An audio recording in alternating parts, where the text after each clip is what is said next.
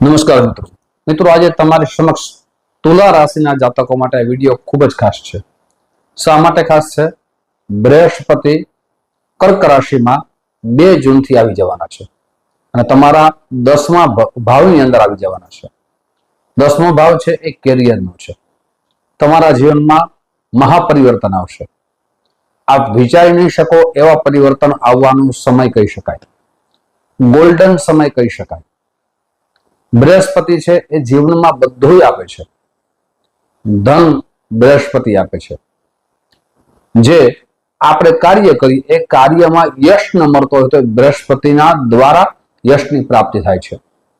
માન સન્માન પણ બૃહસ્પતિ આપે છે. સંતાન પણ બૃહસ્પતિ આપે છે. વિવાહના યોગ પણ બૃહસ્પતિ કરાવે છે. દાંપત્ય જીવનનું સુખ પણ બૃહસ્પતિ આપે છે. આપણા જીવનની જે પણ વિદ્યા પ્રાપ્ત કરવાની હોય એ પણ બૃહસ્પતિની કૃપાથી થાય છે. એજ્યુકેશન, હાઈ એજ્યુકેશન પણ બૃહસ્પતિના દ્વારા જ પ્રાપ્ત થાય છે. આધ્યાત્મિક જ્ઞાન, જે ધર્મના રસ્તે ચલાવનાર કોઈ ગ્રહ હોય એ પણ બૃહસ્પતિ છે. 10મો ભાવ છે એ કર્મનો પણ કહી શકાય અને કેરિયરનો પણ કહી શકાય, પિતાનો પણ કહી શકાય. તમારા જીવનમાં પરિવર્તન શું આવવાનું છે? આપ કેરિયરની અંદર ખૂબ મહેનત કરી રહ્યા હતા, પણ આપણા કેરિયરમાં જે ગ્રોથ થવો જોઈએ, જે આપણી પ્રગતિ થવી જોઈએ, એ પ્રગતિમાં રૂકાવટ આવતી હતી, વિઘ્નો આવતા હતા. હવે આ વિઘ્નો દૂર થશે. બૃહસ્પતિ 10મા ભાવમાં આવવાથી જે પણ કાર્ય કરશો એ કાર્યમાં એક લક્ષ્ય લઈને આપ કાર્ય કરશો. આપણા કાર્ય તરફ આપની જે પ્રગતિ હશે એ અદ્ભુત હશે. સાથે ઉત્સાહ સાથે કરશો. આળસનો ત્યાગ કરી દેશો. આપના જીવનની અંદર ધન બાબતમાં જે કાર્યો અટકતા હતા એ કાર્યો હવે આપ પૂર્ણ કરશો. આપના ઘરે માંગલિક પ્રસંગો આવશે અને આ 3 ઓક્ટોબર સુધીના સમયગાળામાં આપણા જીવનમાં પરિવર્તન આવશે. આપ આધ્યાત્મિક બનશો. જીવનની અંદર આપ યાત્રા કરશો. સારા સત્કર્મ કરવા તરફ આપ વળશો. સેવા આપ કરશો. સાથે આપના વિચારોનું પરિવર્તન આવશે. મારે સમાજ માટે કરવું છે, મારા દેશ માટે કરવું છે, મારા પરિવાર માટે કરવું છે, આવા અદ્ભુત વિચારોનું પરિવર્તન આવશે.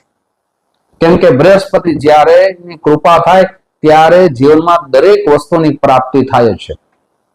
પણ આ બધું ક્યારે મળશે અને ક્યારે નહીં પણ મળે એ પણ હું ચર્ચા આગળ કરીશ. બૃહસ્પતિની 3 દ્રષ્ટિ પડશે, જે 3 દ્રષ્ટિ અદ્ભુત છે. પેલી દ્રષ્ટિ બીજા ભાવમાં પડશે. બીજો ભાવ છે એ ધનનો માનવામાં આવે છે, પરિવારનો માનવામાં આવે છે, વાણીનો માનવામાં આવે છે, જે પંચમ દ્રષ્ટિ કહી શકાય.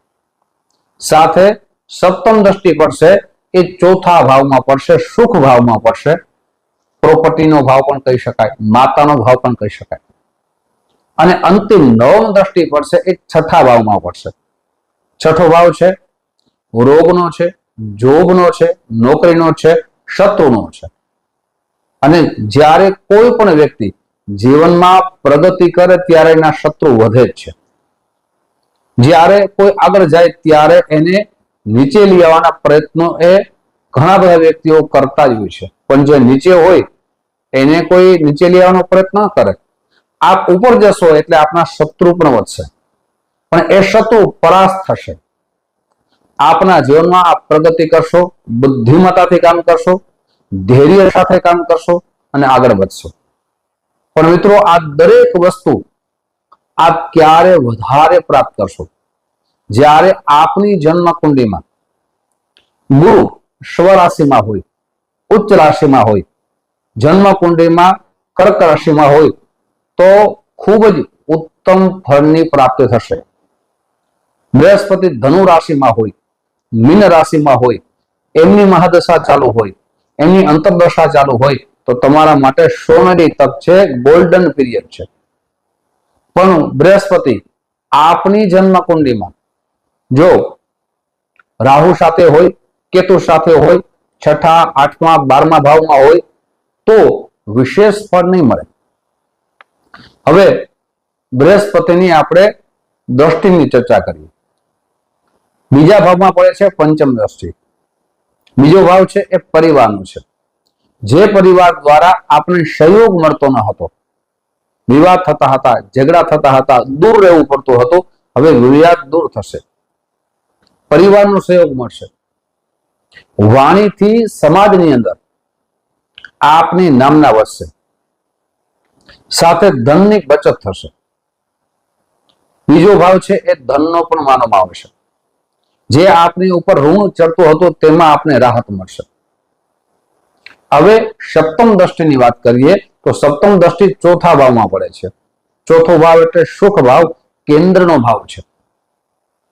હવે કેન્દ્રમાં ખાસ કરીને બૃહસ્પતિની દ્રષ્ટિ બે જગ્યાએ, કેન્દ્રમાં કર્ક રાશિમાં 10મા ભાવમાં છે અને કેન્દ્રમાં જ દ્રષ્ટિ પડે છે.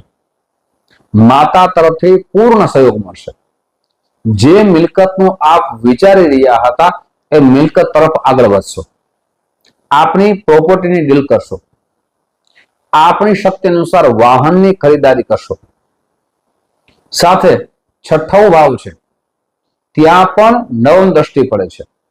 નવમ દ્રષ્ટિ પડે છે એટલે આપના જીવનમાં આપને ખાસ કરીને કાળજી એ વાતને રાખવાની છે, સ્વાસ્થ્ય બાબતમાં. ખાવામાં ખાસ કરીને ધ્યાન આપજો, વ્યાયામ કરજો. સાથે રોગ સ્વાસ્થ્ય બાબતની અંદર આપ જેટલી કાળજી લેશો એ આપના શરીર માટે સારું રહેશે.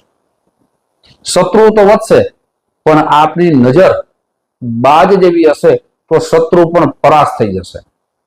આપ નોકરી કરો છો તો નોકરીની અંદર આપ પ્રમોશન થવાના ઉત્તમ યોગ નિર્માણ થઈ રહ્યા છે. આપ નવી નોકરીની શોધમાં છો તો મળશે. તમારા માટે ખૂબ સારો સમય છે, પણ ક્યારે સારો સમય છે એ આગળ આપણે ચર્ચા કરી છે. હવે તુલા રાશિના જાતકો માટે શું ઉપાય કરવા જોઈએ? મિત્રો, ઉપાય આગળ ચર્ચા કરીએ તે પહેલા એક નમ્ર પ્રાર્થના છે. મારા નવા મિત્રો આ વિડીયો જોઈ રહ્યા છો, મિત્રો આ વિડીયો તમને ગમે તો જરૂર ને જરૂર લાઈક કરજો, તમારા મિત્રોમાં શેર કરજો. પહેલી વખત યુટ્યુબના માધ્યમથી અમારા ચેનલને જોઈ રહ્યા હો તો સબસ્ક્રાઇબ અવશ્ય કરી લેજો. ફેસબુકના માધ્યમથી જોતા હો તો અમારા પેજને ફોલો કરી લેજો, જેનાથી આવી સુંદર માહિતી આપને પ્રાપ્ત થતી રહે. મિત્રો, હવે આપને ઉપાય બતાવું છું. આપને પ્રતિ દિવસ ગાયત્રી મંત્રના જપ કરવા, સાથે શુક્રવારના દિવસે યથાશક્તિ સફેદ રંગની વસ્તુનું દાન કરવું. આપની જન્મ કુંડલી બતાવી શુક્રનું રત્ન એટલે કે હીરો, ડાયમંડ પંચાંગ કર્મ કરી અને ધારણ કરવું. ઘણી વખત ઘણા બધા મિત્રો અનેક પ્રકારના રત્નો પહેરતા મેં જોયા છે, પણ એની શાસ્ત્રોક્ત જે વિધિ થવી જોઈએ એ થતી નથી. એટલે એનો પાવર ના આવે, એનું પરિણામ ના આવે. જ્યારે પણ નંગની ખરીદારી કરો, વિશ્વાસ પાત્રનું આ હોય ત્યાંથી ખરીદારી કરો. પંચાંગ એટલે શું? ઘણા બધા મિત્રોના અમને જે SMS આવે છે તો કે જે રત્ન છે એની સંખ્યા પ્રમાણે જપ કરાવવા, એનો દશાંશ યજ્ઞ, માર્જન, તર્પણ, બ્રહ્મ ભોજન, આને પંચાંગ કહેવામાં આવે છે.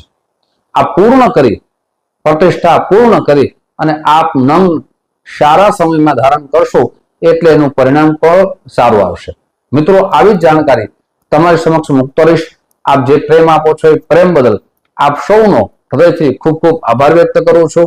ફરીથી મળશો. જય શ્રી કૃષ્ણ. મહાદેવ.